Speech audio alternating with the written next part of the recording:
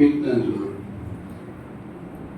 ఆయా విషయాలను బట్టి అనేక విధాలుగా వర్గీకరించి దాంట్లో ఒక వర్గీకరణ ఏంటంటే సాంగ్స్ ఆఫ్ ట్రస్ట్, ఆయన ఎంతో నమ్మిక ఉంచుట అనే దాని గురించి కనీసం 5 కీర్తనలు జ్ఞాపకం చేయవచ్చు.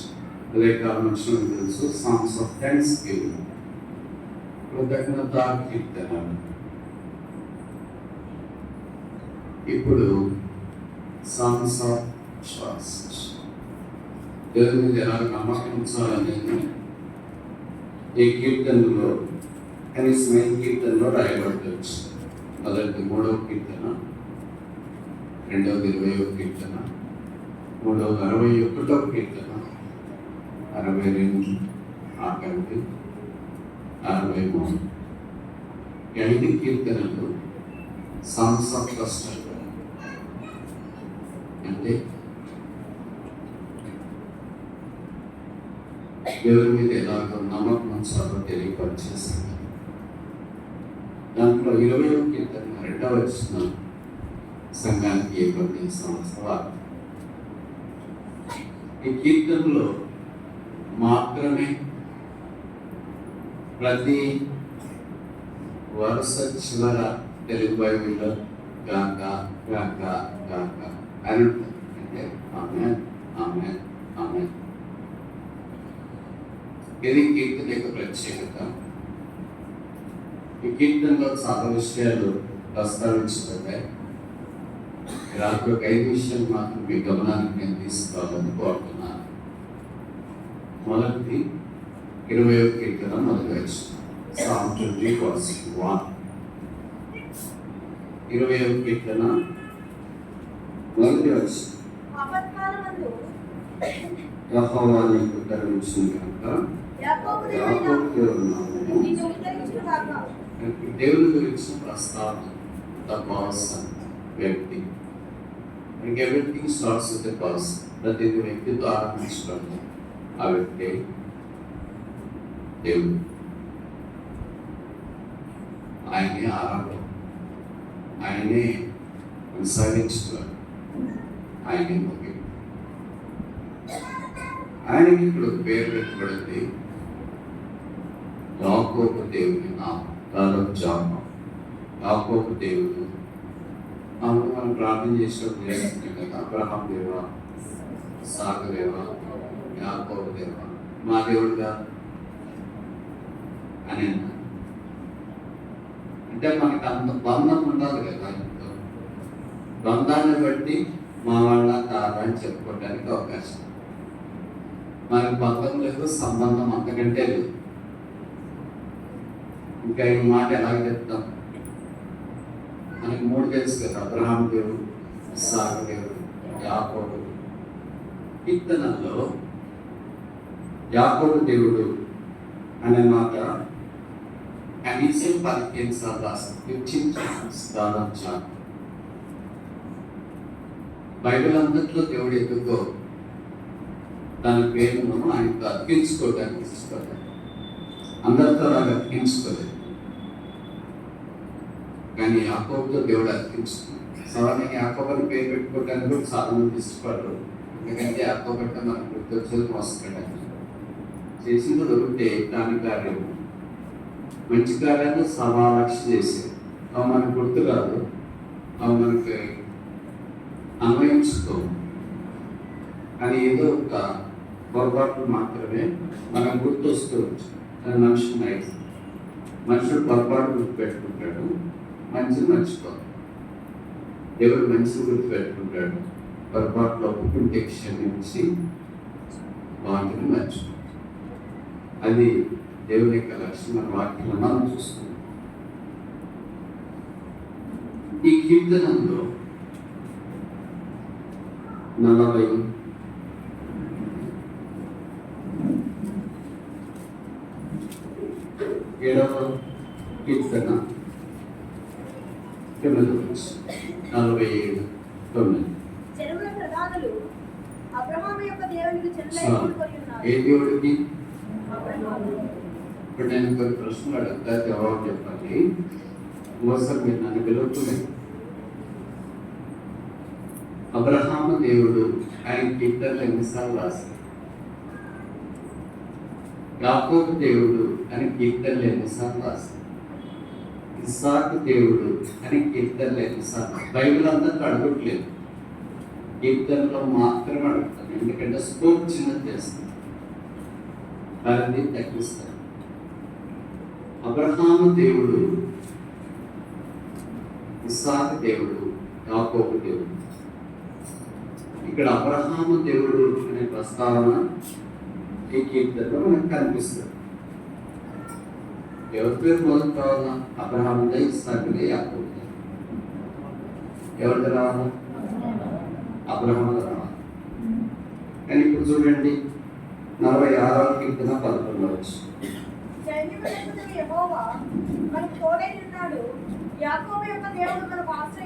ఎవరి పేరు ముందు వచ్చింది? ఎందుకలా?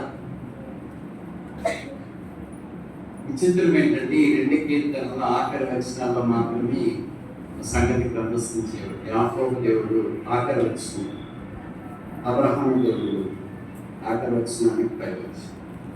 ఇప్పుడు వీళ్ళిద్దరు రాసిన తర్వాత ఎవరు రాయాలా? మీకు తెలుసో తెలియదు, కీర్తనలో ఇస్సాకు దేవుడు అనే మాట లేదు.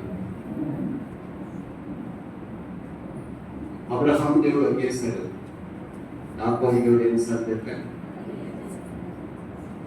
ఎవరికే ఎక్కువసార్లు కోట్ చేసుకోవటానికి ఇష్టపడ్డాడు.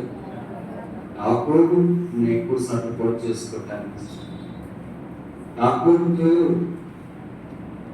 తన అనుబంధాన్ని జ్ఞాపకం చేస్తుంది. అందుకే యెషయాలో కూడా అన్నాడు, యాకోబు బలిష్ఠుడు, మైటీ గాడ్ ఆఫ్ జాబ్. ఇక్కడ 20వ కీర్తన మొదటి వచనంలో యాకోబు దేవుని నామము నేను ఉద్ధరించును అని అంటే, తెలుగులో మనకి అర్థం కాకపోతే ఇంగ్లీష్లో చూస్తే defend the name of God of Jacob shall defend the.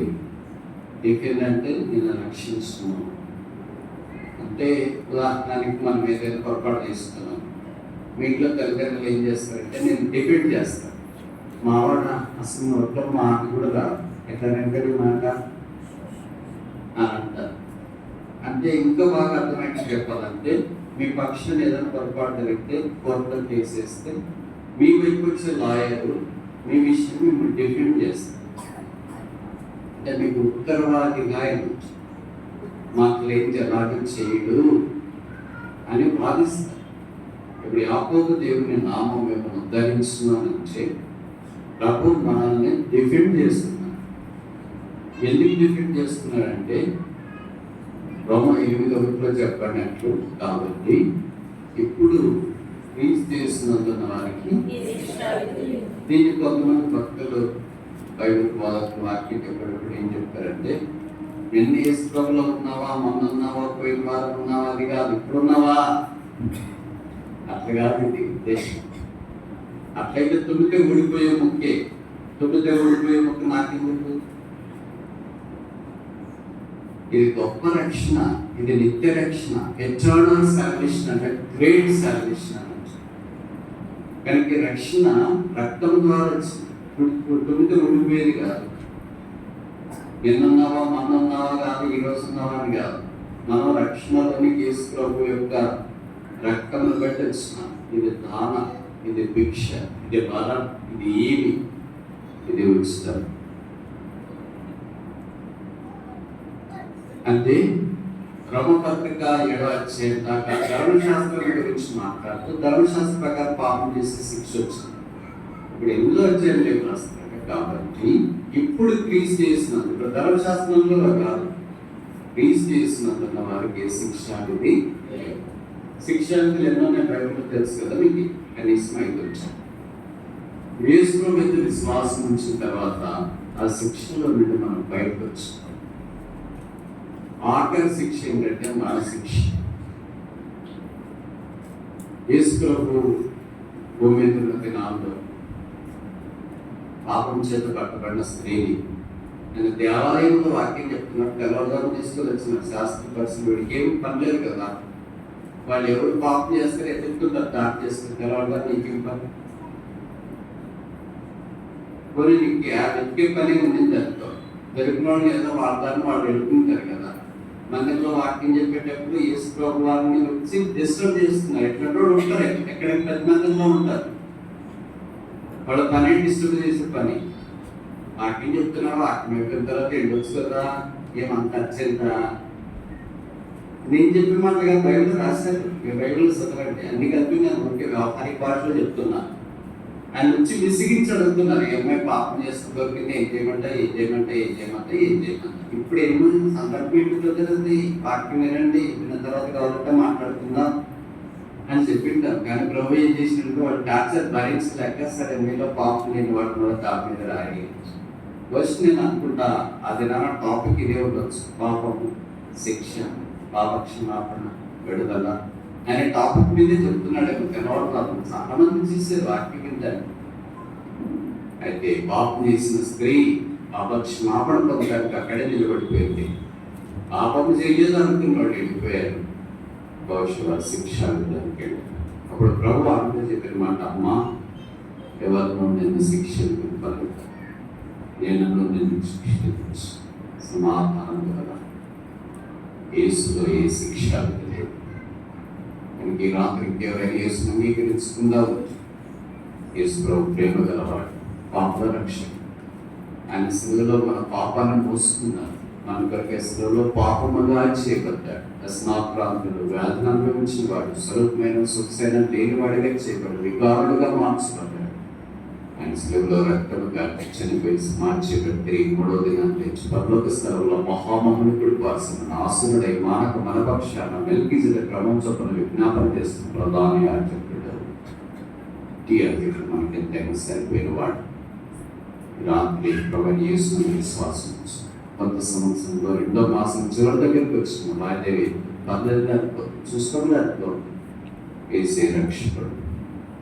యాకోబు దేవుడి నామం నన్ను రక్షించాల దేవుడి కోట. యాకోబు లాంటి వారిని దేవుడు సిద్ధపరిచి ఏర్పాటు చేస్తుంది. బైబిల్లో రాయబడుతూ వచ్చింది, యాకోబును దేవుడు ఏర్పాటు చేస్తుంది. దేవుని యొక్క ఏర్పాటులోకి వస్తే ఎంతో మంచి. ఏర్పాటు నిరాకరించి అంగీకరించి వాయిదా వేయడం. ఒక్కసారి నిర్లక్ష్య పెట్టి ఆ ఏర్పాటును అంగీకరించుకుందా, దేవుని సంకల్పాన్ని నిరాకరిస్తే, దేవుడికి పాత్రలు అయితే ప్రభు ఈ దినమే వస్తే, మనం ఈ దినమే సంభవిస్తే అంత అది భయంకర. దాని కొరకు కాదు నువ్వు భూమి మీదకి వచ్చింది, దాని కొరకు కాదు ప్రభు నీకు జన్మనిచ్చింది, దాని కొరకు కాదు దేవుడిని కాపాడే వరకు సహాయం చేస్తుంది, దాని కొరకు 10 సంవత్సరం కూడా ఉండనిచ్చింది.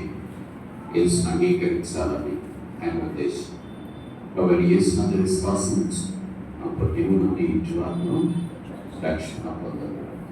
కనుక మొదటి వ్యక్తి ఆయన పేరే యాకోబు దేవుడు. ఆయన మన పత్రికల్లో యేసుక్రీస్తు ప్రభు. ఆయన విశ్వాసం ఉంచిన తర్వాత రెండవది సామ్ 21:22 పరిశుద్ధ స్థలములో నుండి ఆయన నీకు సహాయం చేయగా కాకనే మనం గమనిస్తున్నారు కదా. నేను అన్నీ చెప్పట్లేదు, కానీ ఒక 5 దాకా అక్కడ పరిగెత్తుకోవడానికి ప్రయత్నం చేస్తాను. ఇప్పుడు 2వ వచనంలో రాయబడిన సంగతి మనకి పరిశుద్ధ స్థలం, స్థలం యేసు పరిశుద్ధుడు కనుక ఆయన మనం విశ్వాసం ఇచ్చిన తర్వాత ఆయన మనల్ని పరిశుద్ధ స్థలంలో తోడుకోవచ్చు. అదే మందిరము బైబిల్లో మనకు పరిచయం. అదే దేవుని స్థలం మన వాక్యంలో జ్ఞాపకం చేయబడతాం. అందుకే యాకోబు ఆదికాండం 28వ అధ్యాయంలో ఆ స్థలం మనకు ఏమని పేరు పెట్టాడు? దేవుని మందిరం అని పేరు. మొదట ఆయనకే ఆ పేరు వచ్చింది. సో అంతా దేవుని మందిరం అనే కాన్సెప్ట్ ఆలోచన ఎవరికి రాలేదు. ఆదాముకు రాలేదు, ఎవరికి రాలేదు, ఆమెకు రాలేదు, నోహుకు రాలేదు, అబ్రాహాముకు రాలేదు, ఇస్సాకుకు రాలేదు, యాకోబుకు వచ్చింది. దేవుని యొక్క ప్రత్యక్షత అలాగూ యాకోబు విషయంలో దేవుడు చూపిస్తూ ఇంకా ఇది భయంకరమైన స్థలం. This is none other than the place of God. నీ యెహోవా స్థలం ఉండడానికి దేవుని మందిరం అని పేరు పెట్టు. అదే పరిశుద్ధ స్థలం. పరిశుద్ధ స్థలంలో ఎలా ఉండాలా? అపరిశుద్ధంగా ఉండడానికి పరిశుద్ధంగా ఉండాలి. భవిష్యత్తు దేవుడు అదే అన్నాడు కదా నిర్గమకాండంలో, గొర్రెల మేపుతూ కొండ మీద సంచరిస్తున్నప్పుడు మోషే మోషే అని చెప్పడం ప్రభువా, the place where thou standest is holy, నీవు నిలిచిస్తాను. కనుక ప్రతి విశ్వాస ప్రభు చేసినని విశ్వాసం ఉంచిన వారు నిలిచిస్తాను పరిశుద్ధ స్థానం. ఎందుకంటే పరిశుద్ధుడైన యేసు పరిశుద్ధ రక్తాన్ని కాచి మనల్ని పరిశుద్ధపరిచి, ఇప్పుడు మన పరిశుద్ధ జనమయ్య, పరిశుద్ధ ప్రజలమైన, పరిశుద్ధ సంఘమయ్య. మన చేతిలో ఉన్నది పరిశుద్ధ గ్రంథ, మనం వచ్చే మందిరం పరిశుద్ధ మందిరం, అన్ని పరిశుద్ధమే, అదేం తప్ప. పరలోకానికి వెళ్తే అది కూడా పరిశుద్ధమైంది, అది పరిశుద్ధ రాజ్యం. అందుకే పరిశుద్ధం పరిశుద్ధం పరిశుద్ధం అన్నీ పరిశుద్ధమే. ఆ రాజ్యం ఇది ఎంత బాగుంది. దాంతో ప్రభు మనం తీసుకుని వెళ్ళేట్టు కనుక భూమి మీద పరిశుద్ధ స్థలంతో తోడుకోవచ్చు. పరిశుద్ధ స్థలంలో ఉన్నాయి నీకు సహాయం చేయదు.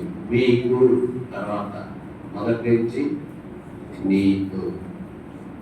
నేను ఇందాక చెప్పినట్లు 46వ కీర్తనలో యాకోబు దేవుడు అన్న, 47వ కీర్తనలో అబ్రహాము దేవుడు, 48వ కీర్తనలో ఏమన్నా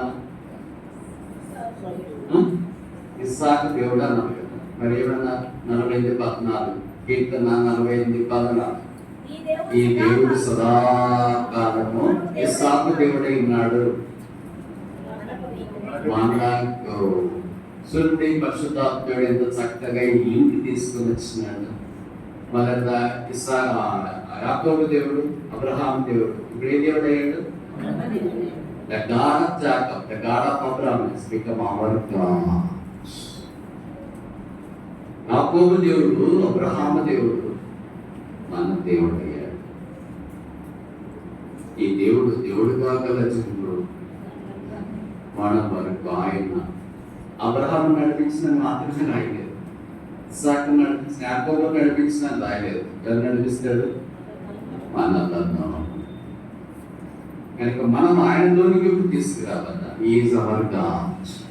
ఆయన ఇప్పుడు మన దేవుడు అయ్యి, అందుకే మన దేవుడు అయిన తర్వాత మన మందిరంలోనికి లేదా మన దేవుని మందిరంలోనికి మనం ప్రవేశిస్తున్నాం. అక్కడ నుండి ఆయన మనకి సహాయం చేయలేకపోవడం. ఆయన పేరే ఎబెనేజర్, సహాయపు రాయి. మనుషుని యొక్క సహాయం తాత్కాలికంగా, ఒకసారి 2 సార్లు 3 సార్లు పరిమితం. There is a limit for human help. There is no limit for God's help. మనుషుని సహాయానికి పరిమితం ఉంటుంది, దైవ సహాయానికి పరిమితం ఉండదు. మనుషులు ఒప్పుడు భోజనం 2వ పూట 3వ పూట, ఒప్పుడు సాయం చేస్తే 2వ పూట 3వ పూట, డ్రెస్ ఇస్తే 2వ డ్రెస్ 3వ డ్రెస్ ఇస్తారు. మన పూట కడిగా మనకి ఏంటి పొట్టు కడుగుతున్నారు? కష్టపడి పని చేసుకున్నారా? ఇంకెందుకంటే మేము చేయలేము. మనుషులు చేతులు ఎత్తేస్తారు. I cannot help you any longer. ఎందుకంటే నేను ఇంకేమి సహాయము చేయలేదు. కానీ బైబిల్లో దేవుడు ఎప్పుడు ఆ మాట అంటాడు, ఐ కెనాట్ హెల్ప్ యూ, నేను నీకు సహాయం చేయలేదు. ఆయన పేరే సహాయకుడు. అందుకే 46:2 అనుకుంటా కీర్తన 46:1 దేవుడు మనకు ఆశ్రయరూపమై ఉన్నాడు. ఆపత్కాలంలో ఆయన నమ్ముకొనదగిన సహాయకుడు. ఆపత్కాలములో బైబిల్లో కీర్తన కాలాలు చాలా ఉన్నాయి. దాంట్లో ఒక కాలం ఏంటంటే ఆపత్కాలం. మీకు తెలిసిన కాలాలు మీతో చెప్పండి. కీర్తనల్లో మిగతా కాలాలు కృపాకాలం. ఓకే, కృపలో ఉన్నాయి కనుక తప్పక మిగతా మన గుర్తురాలనుకుంటా. కీర్తనలు ఎప్పుడు చదువు కదా, మనం ఖర్చులే అనుకుంటారు.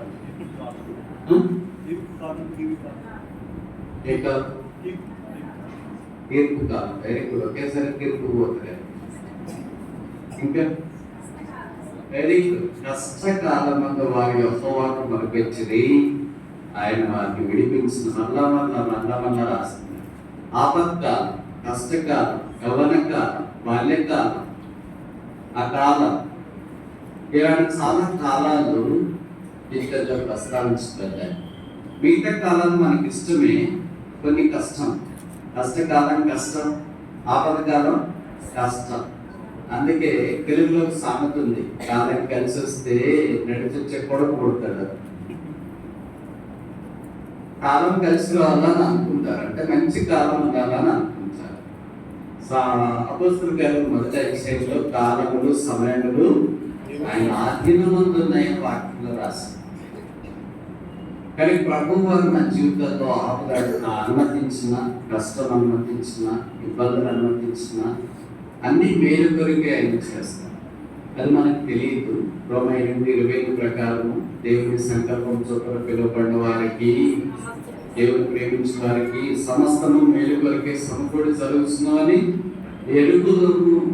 కనుక ఆయన సహాయం చేసేవాడు. ఆపత్కాలమున దేవుడు మనకు ఆశ్రయము దుర్గమునై ఉన్నాడు. ఆశ్రయం ఎవరికి కావాలి? మనందరికి కావాలి. Very good. చాలా బాగా చెప్తాను.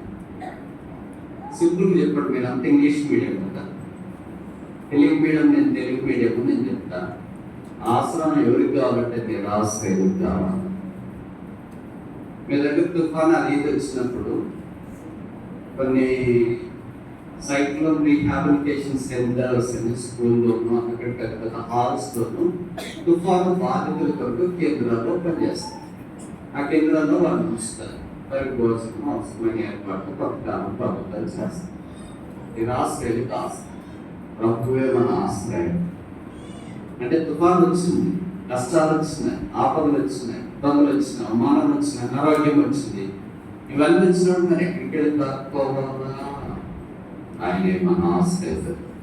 పాత నిబంధనలో ఆశ్రయపురాలు ఉన్నాయి, ఉన్నాయి. ఎవరైనా పాపం చేసినప్పుడు పొరపాటున వారు ఆశ్రయ దుర్గానికి వెళ్ళి దాంట్లో ఉంటే వారి ప్రాణాన్ని ఎవరు టచ్ చేయడానికి వీలేదు, తాకడానికి వీలేదు. ఒకవేళ ఆశ్రయపురంలో బయటకు వస్తే వాడికి ఏదైనా హాని జరిగితే వాడి ప్రాణానికి వాడే ఉత్తరవాదని బైబిల్లో రాస్తారు. కొత్త నిబంధనలకు వచ్చిన తర్వాత యేసువే మన ఆశ్రయం, 7వ ఆశ్రయపురం. అందుకే సామెతల్లో చెప్పబడుతూ వచ్చింది, యెహోవా నామం బలమైన దుర్గం, నీతిమంతుడు అందులోనికి పరిగెత్తి. ఎవరు పరిగెత్తారు? Very good. నీతిమంతుడు ఎందుకు పరిగెత్తున్నాడు? నడుచుకోవచ్చు కదా. ఆపద ఎందుకు పరిగెత్తారు? ఆపదుంటేనే పరిగెత్తారు. ఎక్కడో మండుతుంది అనుకో, ఒక పాక గడ్డి వామి ఏం చేస్తారు? నెల్లకి పోతారా?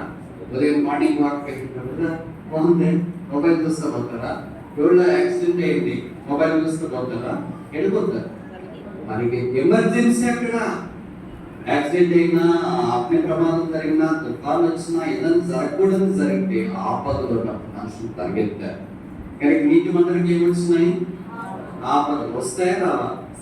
నేను కొత్తగా రక్షణ పొందినప్పుడు అనుకున్నాను, ఆపదలు వస్తే, శత్రువులు ఉంటే నీటి మందులే కాదు భక్తే కాదు అనుకున్నాను. తర్వాత బైబిల్ చదివిన తర్వాత నాకు అర్థమైంది ఏంటంటే 34వ కీర్తన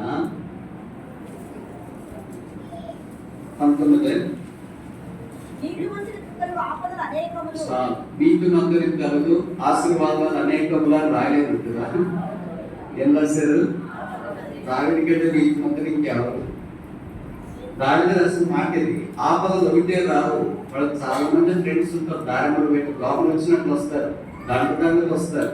దోమల గురించి బాపట్లలో ఏం చెప్పాల్సిన పని లేదు, నో ఎక్స్ప్లెనేషన్. దండ, మంద, గుంపు, సమూహం, అలాగే ఆపదలు కూడా. నీతిమంతునికి కనుక ఆపదలని 1, 2, 3 అయితే పోరాడొచ్చు కదా అంటారు కదా కొంతమంది. ఎక్కడ పోరాడతారు కదా, చేత కాకుండా అయిపోయింది, పేదరికం వచ్చింది, అనారోగ్యం వచ్చింది, అప్రపాలయ్యాం, దాని భార్యతో, భర్తతో, కొడుకుతో, సంఘంతో, బయట కలపట, లోపల చేతగా ప్రభా నువ్వు తీసుకుంటావా, నేను తీసుకోవాలా? ఆపదలు నీతిమంతునికి కానీ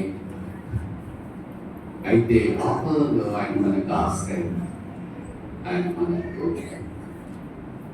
ప్రజెంట్ నమ్ముకోదగిన సహాయం. దానికి ఇంగ్లీష్లో రాశారు, is are present for the time of trouble. సాధారణంగా ఆపద వస్తే అందరూ ఆవిష్గా వెళ్ళిపోతారు, బహిష్కరిస్తారు. ఒకే ఒక్కడే ఆపద వస్తే మన దగ్గరికి వస్తారు. మామూలుగా లోకంలో సామెత ఉంది కదా, బెల్లం చుట్టూ ఈగలు. అధికారం ఉన్నప్పుడు, డబ్బు ఉన్నప్పుడు మన చుట్టూ మనుషులు మనం పిలకపోయినా వాళ్ళే వచ్చి వాలిపోతారు. ఈగ వాళ్ళే కష్టాలు ఆరంభమైన అది ఒకటే రాదని చెప్పినాను కదా. ఇప్పుడు దాంట్లో గుంపులు వస్తాయి. ఆర్థిక కష్టాలు, తర్వాత సామాజిక కష్టాలు, అనారోగ్యాలు, ఇవన్నీ ఒకేసారి వస్తాయి. ఒకేసారి వచ్చిన మానవుడు ప్రైజ్లో ప్రార్థన చేస్తుంది, ధైర్యంగా ఉండండి అని చెప్పేసి వెళ్ళిపోతాం. అలాగే అందరూ వెళ్ళిపోతాం. అప్పుడు మన దగ్గరికి ఒక ఆయన వస్తుంది. ఆ మధ్యలో బాంబేలో ఒక ప్రసిద్ధమైన సంస్థ ఒక పోటీ నిర్వహించింది. ఏం పోటీ అంటే నిజమైన స్నేహితులు అంటే నిర్వచనం చెప్పాలి. నిర్వచనం చెప్పిన వారికి బంగారం అప్లికేషన్ అనుకోండి. ఇప్పుడు బంగారం చాలా విలువ కదా, మీకు నగరంలో తెలుస్తుంది. వాళ్ళకి ఇంకా దుడ్డు ఇంకా కొనాలి ప్రాబ్లం చేయకుండా మీకు తెలియదు. అట్లా మనకు ఆశపడుతుంటారు. మనకి ఎలాగో లేదు కనుక మనం ఏం దాని గురించి పట్టిస్తాము. ఇందులోకి ఇంకా ఎక్కువ ఆశ ఉంటుంది. ఆ ఆశ తీరదు తెచ్చేదాకా. లేకుడికి ఆశ రాదు. రెండు మంచివే. ఉన్నోడికి ఆశ లేదు, లేకుడికి ఆశ రాదు. కొనుక్కోవాలనేది రాదు. ఎవరైనా కొనుక్కోండి, రేట్లు పెరుగుతున్నాయి, కష్టకాలానికి పనికి వస్తుంది కదా, పిల్లలు పెట్టడానికి పనికి వస్తుంది కదా అని అంటే ఏమంటే ఏమో ప్రభుత్వం నమ్ముకున్నాం, ఆయన నడిపిస్తాడు. ఈ రోజు బతుకు, ఈ రోజు చాలు, ఈ రోజు బతుకు, ఈ రోజు చాలా కొన్ని అర్థం కాదు. చాలా ప్లాన్ చేస్తాం. 33,000 ఉందండి, 24,000 వచ్చిందంటే ఎంత పెరిగిందంట అది ఆలోచన. కానీ మన దగ్గర అంతా ఉన్నప్పుడు మనుషులు ఏంటి అంటే ఈ పోటీ పెడితే పోటీలో రకరకాల వ్యక్తులు పాల్గొందిన దాంట్లో బహుమానం పొందిన నిర్వచనం ఏమో తెలుసా? నిజమైన స్నేహితుడు అనే దాన్ని నిర్వచించాలి. Define what is a true friend. నిజమైన స్నేహితుడు అంటే ఎవరో నిర్వచనం చెప్పండి. చాలా జవాబులు వచ్చినాయి. And the praise winnowing definition is this: a true friend is one who walks in when the whole world walks out. నిజమైన స్నేహితుడు ఎవరంటే లోకమంతా మన ఇద్దరు బయటికి నడిచిపోయినప్పుడు మన ఇద్దరు నడిచి వచ్చేవాడు నిజమైన స్నేహితుడు. సామెతలో చెప్పబడింది, నిజమైన స్నేహితుడు విడవక ఆయన పెరిగేసి మనల్ని అందరూ విడిచిపెట్టిన భార్య, భర్త, పిల్లలు, సమాజం, సేవకులు, వాక్య పరిచయం అందరూ మనల్ని విడిచిపెట్టిన ఒకే ఒక్కరు విడిచిపెట్టాడు. అదే నిన్ను ఏమాత్రమును విడవను. ఏం చూసే ప్రభావాల్లో విడవకుండా డబ్బ, అందమ్మ, జ్ఞానమ్మ, బ్యాక్గ్రౌండా, లెఫ్ట్ గ్రౌండా, రైట్ గ్రౌండా, ఫోర్ గ్రౌండా, అండర్ గ్రౌండా, వాటర్ గ్రౌండ్, హోలీ గ్రౌండ్. నాకేం బ్యాక్గ్రౌండ్ లేదు, ఒకటే ఒక గ్రౌండ్ మనకి, అదే పరిశుభ్రత. ఆ సెలవు దగ్గరికి వచ్చి నిలబడ్డా యేసు ప్రభువా క్షమించని కేకలు వేసి క్షమాపణ పడ్డా. ఆ సిలువే మన ఆశ్రయం, సిలువే మన సహాయం, సిలువే మన పరిశుద్ధ స్థలం, సిలువే మన దుర్గం. ఆ సెలవులో ప్రేరాడదీయబడిన రక్షకుడి ఒక పాత్రదేవం. ఆయన్ని అందరూ విడిచిపెట్టిపోయారు. మనం నాశనం కాదు. ఎప్పుడైనా మీరు ఒంటరి వాళ్ళు అవుతే బాధపడతారు. బ్రదర్ అందరూ వదిలేశారు, బ్రదర్, కొడుకులు, భర్త, భార్య, ఇరుగు పొరుగు, సంఘం, విశ్వాసం, సేవకుడు, బోధకుడు అందరూ. ఇది పద్ధతి కాదు. బైబిల్లో ఉండేది, లోకంలో చూసేది. వదిలేకపోతే అప్పుడు ఆలోచిస్తాం. ఎవ్వరు వదిలేదు. వదిలేదు అనేది గవర్నమెంట్. అందుకే ప్రభావం ఐదు నెవర్లీ మిగతా వాడిని వదిలేస్తాను, నేను నిన్ను. కరెక్ట్. మనకి కష్టాల్లో ఆపదలు మనకి సహాయం చేస్తారు. ఎవరు సహాయం చేస్తారు? ఆయన సహాయం ఉంటారు. ఎన్ని రోజులు చేస్తాడు? రోజులుగా జీవితంలో ఉంటాయి ఆయన సహాయం. యేసు ప్రభు సహాయం నాకు ఇప్పటిదాకా అవసరం లేదు, తర్వాత కూడా నాకు అవసరం లేదు ఆయన వాడు చేస్తాడు. ఎవరు? దేవుని యొక్క సహాయం లేకుండా మనం ఉండలేము. అందుకనే బైబిల్లో రాయబడి ఉంది, ఆయన నీకు సహాయం చేయక ఎప్పుడు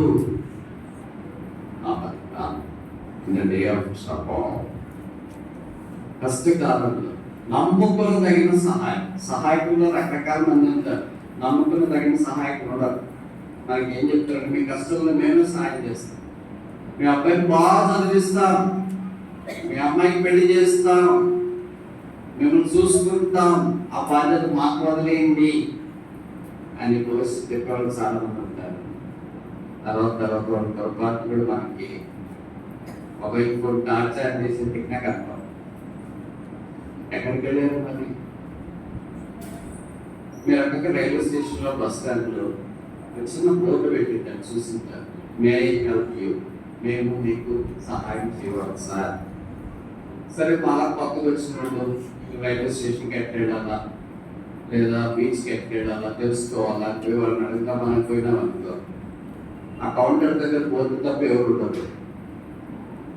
వాళ్ళు సహాయం చేస్తున్నామని రాసినారు కానీ బోర్డు ఉంటుంది కదా, మనుషులు ప్రభు దగ్గర సహాయానికి వస్తే బోర్డుతో పాటు ప్రభు ప్రజెంట్ హెల్ప్ అంటే వీళ్ళకి కొంతమంది టీచర్లు ఉన్నారు కదా, స్టూడెంట్స్ ఉన్నారు.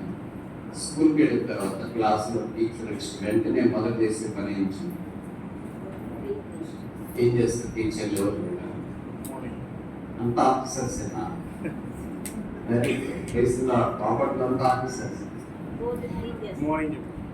టీచర్ వచ్చిన వెంటనే విష్ చేసిన తర్వాత అటెండెన్స్ రోల్స్ నెంబర్ 1 2 3 4 పిల్లలు చెప్తా ఉంటారు. 1 ప్రజెంట్ మ్యామ్, 2 ప్రజెంట్, 3 4 5 ఏంటో 5 రాలేదా, అబ్సెంట్, 6 ప్రజెంట్, 7 ప్రజెంట్ అని ఆయన చెప్తారు.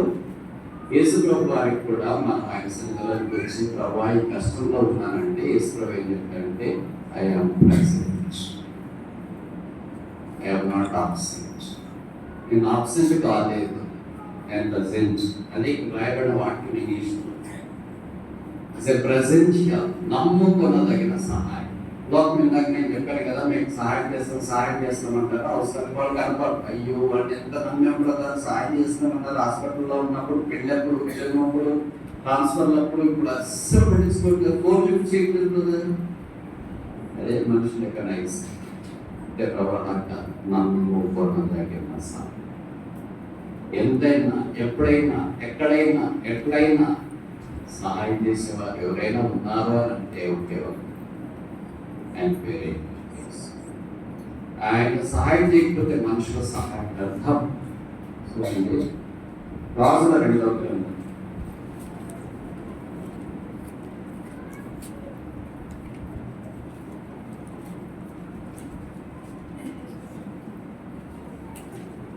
6:27. 2 Kings chapter 6 verse 27. రాజుల 2వ గ్రంథం 6వ అధ్యాయం 27. యెహోవా నీకు సహాయం చేయనిది, నేను ఎక్కడ నుండి నీకు సహాయం చేయను? యెహోవా నీకు సహాయం చేయనిది, నేను ఎక్కడ నుండి చేస్తాను. కనుక సహాయం ఆయన దగ్గరికి వస్తుంది. మనందరికీ పరిచయమైన వాక్యం ఉంది కదా, 121:1-2.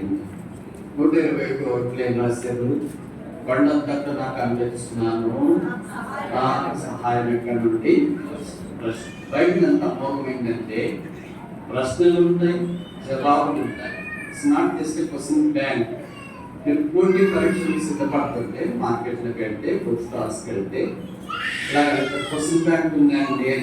ఏ క్వశ్చన్ బ్యాంక్ అండి? బ్యాంకా, ఎల్ఐసినా, టీచర్స్ డిఎస్సినా, తర్వాత గ్రూప్సా, ఏ క్వశ్చన్ బ్యాంక్ కావాలా అని అడుగుతారు.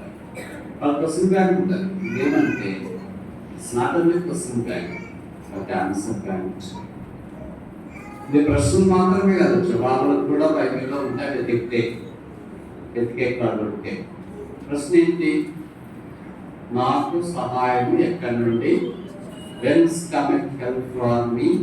సభావేంచి కింద రెండవ వచనంలోనే my help coming from the lord that made created heaven and earth. నా సహాయము భూమి ఆకాశములు సృజించిన యెహోవానే. ఎప్పుడైనా కొన్ని ప్రశ్నలు అడుగుతా జవాబు చెప్పండి. భూమి ఆకాశం సృజించిన యెహోవానే నాకు సహాయం అని కీర్తనలు ఎన్నిసార్లు రాశాను? ఇక్కడ చూడొద్దండి, ఓపెన్ యూనివర్సిటీ బాగా అలవాటు పడిపోయినా క్వశ్చన్ చెప్పిన వెంటనే ఇక్కడ చూసి టెక్స్ట్ బుక్ చూసి రాశాను. ఇంకెప్పుడు టెక్స్ట్ బుక్ ఇలా పట్టుకోవాలమ్మా, టచ్ చేయాలి. ఓన్లీ పరీక్షలు అప్పుడు ఇంజనీరింగ్ స్టూడెంట్స్ కంప్లైంట్ చేస్తుంటారు కదా, రేపు పరీక్ష ఉంటే రాత్రి నైట్ ఎవరు ఈస్టర్ ఎక్కడుందో చూడాలి. ఇక్కడ ఎక్కడ ఉన్నాయి, మెటీరియల్ ఎక్కడ ఉన్నాయి చూడు కాదు, ఈస్టర్ ఎక్కడ ఉందో చూడండి. ఎందుకంటే రాత్రి అంతా వెళ్తున్నామని ఫీలింగ్ రావాలంటే తీయదాన్ని మళ్ళా మనలో పదే పదే పరిశుద్ధాత్ముడు మనకుంటే రైట్స్ మై హెల్ప్ కమింగ్ భూమి ఆకాశం సృజించిన యెహోవా. అంటే పక్కన విశ్వాసం సాయం చేద్దని నేను చెప్పట్లేదు, చేయాల్సిందే. మనం ఈ దేవుని ఎదురుండి సహాయం పొందినా కనుక పక్కన వాళ్ళకి కూడా మనం చేయగలిగినంత, మనం చేయలేని సార్లు సహాయం చేయాలి. ఎలాగో దేవుడి సహాయం చేస్తారు కదా, నేను ఎందుకు చేయడం మానుకోకండి. అలాగే మానుకుంటే మరి మా దేవుని ఎదురుండి సహాయం ఎలాగ ఎక్స్పెక్ట్ చేయగలము? దేవుని ఎదురుండి మనం సహాయం పొందలేము కదా. మనం ఇద్దరికి ఏం చేస్తామో ప్రభు మనకు కూడా అదే చేయాలని మనం కోరుకుంటాం. ప్రభు ఇద్దరు మనం సహాయం మాత్రమే పొందుతున్నాం. Always receiving, no giving. ఇమ్ము ఇమ్ము ఇమ్ము ఇమ్ము అనే బిలీవర్స్ ఉన్నారు, సామెతలో రాసినారు. అలాంటి వాళ్ళు కొంతమంది ఉన్నారంట. వాళ్ళు ఎప్పుడు అంటారు ఇమ్ము ఇమ్ము ఇమ్ము ఇమ్ము ఇమ్ము. వాళ్ళ పేరు ఏమంటే ఇమ్ము. ప్రభు మనకి సహాయం చేసేవాడు. అందుకే బైబిల్లో రాయబడింది, ఆపత్కాలమున నేను నీకు సహాయం చేశాను. ఆయన సహాయం పరిమితి లేదు. ఆయన సహాయానికి కళాతీతమైంది అని చెప్పారు. ఏదైనా ఆఫీస్లో మనకి సహాయం కావాలి, అయితే అయిపోయింది, రేపు రాకపోతా, రేపు వాళ్ళు లీవ్ పెట్టింటారు. మళ్ళీ ఇంకా ఎప్పుడో ఒకసారి మనం అక్కడికి వెళ్తే సార్లు పెట్టినాడు. ఇంకా చుట్టూ తిరిగి మనకి ఆఫీసుల చుట్టూ తీసుకొచ్చి ఇంకా సహాయం ఉంటూ ఈ మధ్యలో ఉన్న దాంతోనే ఉంటామని ఆయనకి స్టేజ్ వస్తుంది. ప్రభు దగ్గర ఆటం లేదు. ఆయన దగ్గరికి ఎప్పుడు వచ్చినా ఆయన సహాయం చేస్తాడు. ఆయన నా దగ్గర లేదు, అయిపోయింది, నేను సహాయం చేయలేను, అందరికి ఇచ్చేసాను, జీతం రాలేదు, తక్కువే వచ్చింది, సరిపోయింది, క్రిస్మస్ కదా, ఇయర్లో బిగినింగ్ ఉన్నా, ఇవన్నీ మన ఎక్స్క్యూజెస్. మన ఎక్స్క్యూజెస్ నేను నేపాల్ ప్రభు దగ్గర అలాంటిది లేదు. ఎందుకంటే భూమి నాదే, ఆకాశము నాదే, దాని మీద ఉన్నవన్నీ నావే సెలవిచ్చిన వాడు ఆయన. ఆయన ధనవంతులు ఎవరు లేరు. ఉదాహరణ ధనవంతులు ఏం చేస్తారంటే, వాళ్ళు ఎందుకంటే సాధారణంగా ఒకే ఉద్యోగస్తులు ఫిబ్రవరి మార్చి వస్తే ఇన్కమ్ ట్యాక్స్ పే చేస్తాను. ఒకవేళ నేను కూడా 30 పే చేస్తున్నాను. సార్ చాలా బాగా ఇంత పే చేస్తున్నానంటే ఇన్కమ్ ట్యాక్స్ అని అనిపిస్తుంది. ఏం చేస్తాను తప్పదు. వీళ్ళకి కొంతమంది ఉద్యోగస్తులు పే చేసే వాళ్ళు ఉంటారు. ఇన్కమ్ ట్యాక్స్ పే చేసేటప్పుడు నాకు ఆ నెలలో నా సంవత్సరం ఎంత వచ్చింది, గ్రాస్ ఎంత, ఖర్చు పెట్టింది ఎంత, నేను ఎంత ఇన్కమ్ ఎంత ఇన్కమ్ ట్యాక్స్ పే చేయాలనేది రాస్తాను. అంటే నా ఆస్తి, నా జీవితము పరిమితి ఉంటుంది. అలాగే ఎవరైనా వ్యాపారవేత్తలు కానీ ఎవరైనా పరిమితి ఉంటారు. ఇన్ని కోట్లు ఇంత తీసుకున్న దగ్గరికి వచ్చి ఒక అకౌంటెంట్ సిఏ ఆస్తి నీకు ఎన్ని ప్లాట్లు ఉన్నాయి, ఆస్తి ఇదే కదా, ఎంత ప్రకారం ఉంది, ఎంత జీతం వస్తుంది, ఎట్లా క్యాలిక్యులేట్ చేస్తారు, ఎవరు క్యాలిక్యులేట్ చేస్తారు? మాకైతే ఉద్యోగస్తులకి ఎవరు సీఏ దగ్గరికి వెళ్తే వాళ్ళు క్యాలిక్యులేట్ చేస్తారు, మీరు పే చేయాలండి అని చెప్తారు, మనం అంత పే చేస్తాం. ఎందుకంటే మనం అంతా పరిమితి కలిగింది. ఒక ఇల్లు, ఒక పొలమో, ఒక ఆ తర్వాత బండో, ప్రకారమో, జీతాలు ఏదో ఉంటే కనుక పరిమితి అయిన ఆస్తి. మరి ఏసుకుపోయిన ఆస్తి భూమి ఆకాశం మాత్రమే కాదు. భూమి ఆకాశం అంటే మీకు కూడా చెప్తుంది, మాకు కూడా 2 ప్లాట్లు ఉన్నాయండి ఇక్కడ బాపట్లలో, ఇప్పుడు చాలా డెవలప్ అయిపోయింది, చిన్న అయిపోయింది కదా, చాలా రేట్లు పెరిగేసే. ఆయనకుంటే ఆస్తి భూమి మీద ఎవ్వరికి లేదు. అదేంటంటే ఎఫెసీలో పౌలు అంటాడు, రిచ్ ఇన్ గ్రేస్, కృపలో ఐశ్వర్యవంతుడు. రెండవది రిచ్ ఇన్ మర్సీ, కనికరములో ఐశ్వర్యవంతుడు. ఇవన్నీ ఐశ్వర్యాలు వస్తూ చివర రిచ్ ఇన్ గ్లోరీ, మహిమలో ఐశ్వర్యం. ఈ ఐశ్వర్యం ఎవరుతుంది? చేతులు ఎత్తండి. బంగారం వెలుగుతుందని చేతులు ఎత్తేవాడు, క్లాత్ వెలుగుతుందని చేతులు ఎత్తేవాడు ఉన్నారు, బ్యాంకులో లాకర్లు ఏమైనా పెట్టినారు, ఆస్తి పెట్టినారంటే చేతులు ఎత్తేవాళ్ళు ఉన్నారు. అది లోకంలో కనిపించవచ్చు. అయితే ఈ ఆస్తి 200 దేశాల్లో 8 బిలియన్ల ప్రజల్లో ఏ ఒక్కరికి లేదు. ఒకే ఒక్కడు ఈ ఆస్తికి వారసు. ఈ ఆస్తి కలిగిన వాడు. కనికరం ఆయనదే, కృప ఆయనదే, మహిమ ఆయనదే, చాలా ఆయనదే, దయ ఆయనదే. ఆయన గ్రేస్. ఈ ఆస్తికి ఎలా కట్టాలి? కృప ఎంతని కట్టాలి? కనికరం ఎంతని కట్టాలి? ఐశ్వర్యం ఎంతని కట్టాలి? తన కట్టలేని ఆ కృప కనికరం ఆయన మన పక్షాన్ని చూపిస్తారు, మనకు సహాయం చేస్తారు. అందుకే ఆయన సహాయానికి తెలిసిన లిమిట్ పరిగణించి దానికి లిమిట్ పెడతారు కదా. జీతానికి లిమిట్, డిఏకి లిమిట్, టీఏకి లిమిట్, అన్నిటికి లిమిట్, నీళ్ళకి లిమిట్, కరెంట్ అన్నిటికీ లిమిట్ పెడతారు. ఒకటే అన్లిమిటెడ్. అదే ప్రాబ్లం. నేను ఈ మాట చెప్పే అన్లిమిటెడ్ ఫోన్ కాల్స్ కూడా ఉన్నాయి కదా. దానికి ఎక్స్పైరీ డేట్ పెట్టినారు కదా, 30 రోజులు, 40 రోజులు, 60 రోజులు, ఎవరికి ఎక్స్పైరీ పెట్టినారు కదా. దీనికి ఎక్స్పైరీ లేదు. Bible has no expiration from everlasting, everlasting. నిత్యత్వం మొదలుకొని నిత్యత్వం దాకా. In the beginning was the Word, and the Word was God. ఆది యందు దేవుడు.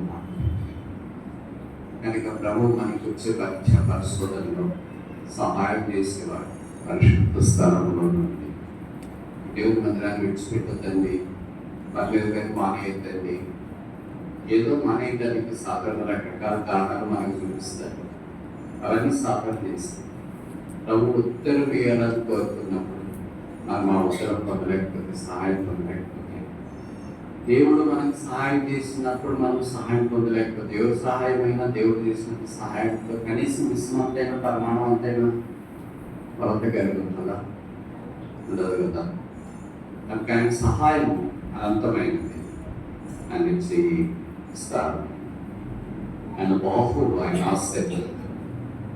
రక్షణ పొందిన మనం అందరం ఆలోచిస్తారు. దేవుడి నాకు 2 తెలుసు. మొదటిది ద పర్సన్, వ్యక్తి, కాకపోతే దేవుడు. రెండవది ద ప్లేస్, పరిశుద్ధ స్థానం. కొందరు మీటర్లు తీసుకున్నాం టైంలో. 20వ కీర్తన, సాంగ్ 20.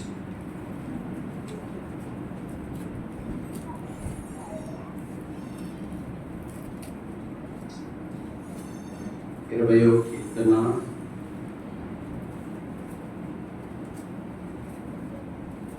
3వ వచనం. నీ నైవేద్యములన్నిటినీ జ్ఞాపకం చేసుకొను గాక. నీ దహనబలులను అంగీకరించును గాక. ఈ నైవేద్యములన్నింటినీ, ప్రార్థన, స్తుతి, ఇవన్నీ నైవేద్యం కిందే బైబిల్లో ప్రస్తావించబడ్డాయి. కానీ 3వది ఏంటంటే ప్రేయర్స్, ఆయన స్తుతించడం. కష్టాలన్నీ ఉన్నప్పుడు సాధారణంగా మనకు స్తుతి రాదు, బాధ వస్తుంది, కన్నీరు వస్తుంది. కానీ కష్టాల్లో కూడా దేవుని స్తుతించడంలో ముందు వరుసలో ఉంటాడు దావీదు. యోగు కూడా అలాగే. యోగు 1:21 చెప్పబడింది, యెహోవా ఇచ్చును, యెహోవా తీసుకెళ్ళిపోయాను, యెహోవా నామమునకే స్తుతి కలుగునుగా. నాకు తెలిసి బైబిల్ ఆ ఒక్క సందర్భంలోనే వాడబడింది. ఇచ్చేది తీసుకెళ్ళిపోయాను. ఎవరికి అంత ధైర్యం ఉండదని చూడండి. మనకి చిన్న చిన్న జలుబు వస్తే అబ్బా అన్నీ మాకే వస్తాయి, ఎక్కడి నుండి వస్తాయి? అనారోగ్య పరిస్థితులు వచ్చిన, పేదరికం వచ్చిన, ఫెయిల్ అయిపోయిన, ఇబ్బందులు వచ్చిన అన్నీ మాకే. అందరూ బాగున్నారు ఎక్స్ట్రీమ్లో, మాకే వచ్చాయి. మళ్ళీ మేము ఎంత గట్టిగా ఉన్నాం, బయట చదువుతాం, పెద్ద మీటింగ్ పెడతాం, సువార్త సేవలో పాల్గొంటాం, ప్రభు మాకు ఇచ్చిన దాంట్లో ఆయన సేవలో సహకరించడానికి ముందుకు వస్తే అన్ని మేమే చేస్తాం. కానీ ఈ లోకంలో కష్టాలన్నీ మాకే. యోగు అదే యెహోవా ఇచ్చిన, యెహోవా తీసుకొని మనకు ఒక స్టేట్మెంట్ ఉంది కదా, ప్రేయర్ చేంజెస్ థింగ్స్, ప్రార్థన సంగతులను మారుస్తుంది కదా. దాన్ని రీఫ్రేజ్ చేసి దాన్ని మరలా మారిస్తే ప్రేయర్స్ చేంజెస్ థింగ్స్, స్తుతి సంగతులను మారుస్తుంది. దేవుని స్తుతిస్తూ వచ్చి ప్రార్థన చేస్తూ వచ్చి కనుక మన జీవితాల్లో స్తుతి ప్రార్థన రెండు చాలా ప్రాముఖ్యమైనవి అని మనం మర్చిపోకూడదు. అనేక సార్లు కష్టాలు ఉన్నప్పుడు స్తుతి రాదు. ప్రార్థన రావాలంటే ఏదో ఒక ప్రయత్నం చేస్తాం, కానీ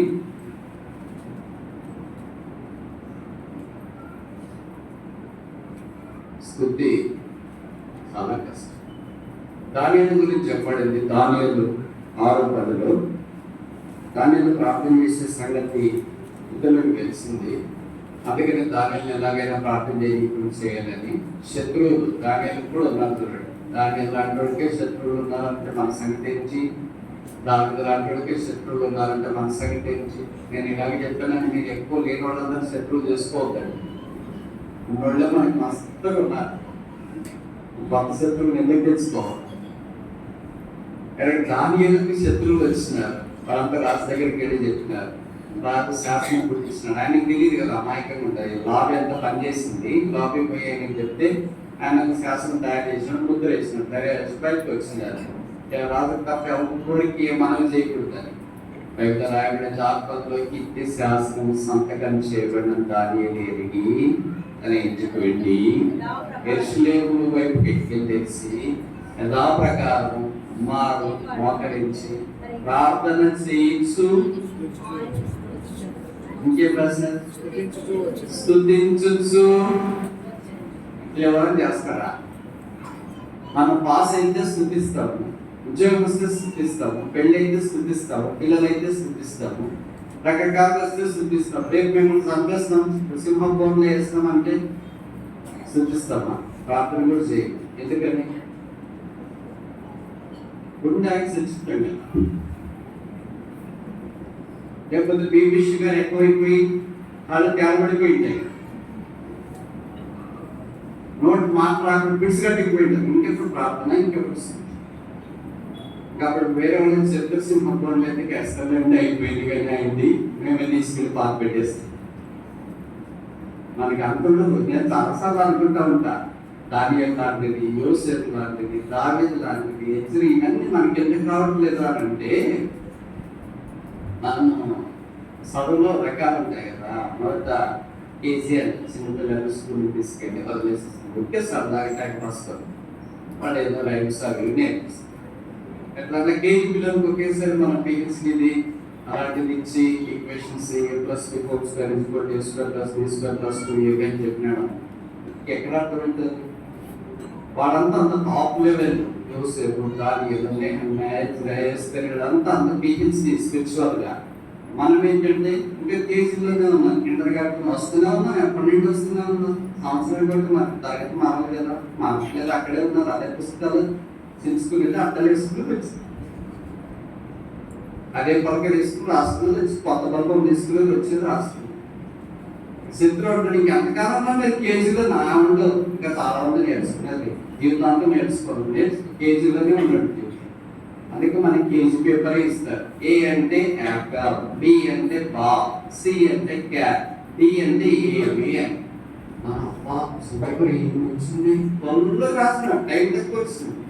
కేజీని ఇంకా పీజీ ఎప్పుడు పోవాలా, పిహెచ్డీ ఎప్పుడు పోవాలి? ఇప్పుడు దాని పిహెచ్డీ క్వశ్చన్ పేపర్ వచ్చింది, ప్రార్థన చేయకూడదు అని. అప్పుడు దాని క్వశ్చన్ పేపర్ పక్కన పెట్టుకొని యెరూషలేము వైపు కిటికీలు తెరిచి మారు ప్రార్థన చేయించు, స్తుతించు వచ్చాను. స్థుతి ఆయనకి ఆ సమయంలో కూడా వచ్చింది. నాకు అనిపిస్తుంది, వీళ్ళు మామూలు మనలాంటి గుండె రక్త మాంసం కలిగినోడు కాదా? ఎందుకంటే ఆగిపోదు కదా. మనకి చిన్నదైతేనే అసలు ఆగిపోయేందుకు వస్తుంది. ఇప్పుడే అందుకే మేము బతికిన మాట్లాడుతారండి, బీపీ ఎక్కువైపోయి, షుగర్ ఎక్కువైపోయి, థైరాయిడ్ ఎక్కువైపోయి, ఇప్పటికే అన్నీ ఎక్కువైపోయి అల్లాడిపోతున్నాం. మళ్ళీ 5 నిమిషాలకు 2 నిమిషాలకి ఎట్టండి అన్నమాట. ఈయనకి జరగకూడదే జరిగినాయి. తర్వాత వచ్చినాడు, ఆయన తీసుకుని వెళ్ళి సింహపోటులో వేసి సింహాలన్నీ వేసులో కదా రండి వెళ్తాం దోమ నేను బాపట్లోకి వచ్చినాను, ఎందుకంటే సింహాల దగ్గర దోమలు. సింహాలు దానియేలుకు రాత్రి ఏ హానియు చేయలేదు. ఆ సింహ కోరలో ఒకటే కాదు కదా, ఎన్నో ఉన్నాయి. కోళ్ళతో పనిచేస్తున్నారు, ఆమెకి అసలు విశ్రాంతి లేకుండా ప్రైమ్ మినిస్టర్గా వర్క్ చేసినాడు. ఇక్కడ రెస్ట్కి వచ్చినాడు ఈ రాత్రి.